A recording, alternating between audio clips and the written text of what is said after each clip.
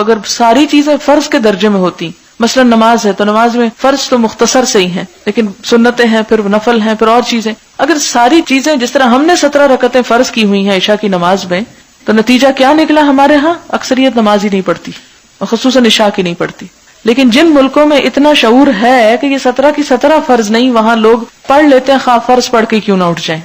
نہیں، وہ بھی پسندیدہ نہیں کہ صرف فرض پڑھیں، لیکن کم از کم فرض تو پڑھتے ہیں نا. ہمارے ہاں جن لوگوں نے سنت سے بھی بڑھ کے نوافل اور غیر موقدہ کو بھی موقدہ بنا کے اور فرض کے درجے میں لا کے لوگوں کے اوپر مسلط کیا، اس کا نتیجہ کیا نکلا؟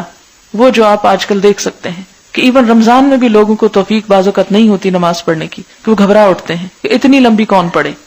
تو حقیقت یہ ہے کہ جب آپ نوافل اور سنتوں کو فرض کے درجے میں مستقل طور پر لے آتے ہیں، یعنی وقتی طور پر کسی ڈسپلن یا کسی اس کے لیے تو اور بات ہے، لیکن مستقل طور پر لے آتے ہیں تو لوگوں کے حق میں جرم کرتے ہیں، ان کو گناہگار کرتے ہیں، اور اگر ریئیکشن زیادہ ہو تو وہ فرض بھی چھوڑ جائیں گے. اور ایسی سختی، اسی لیے وہ میں بار بار ایک جملہ دہراتی ہوں کہ ہمیں حرام کو حلال کرنے کا جس طرح اختیار نہیں، اسی طرح حلال کو بھی حرام نہیں کرنا چاہیے.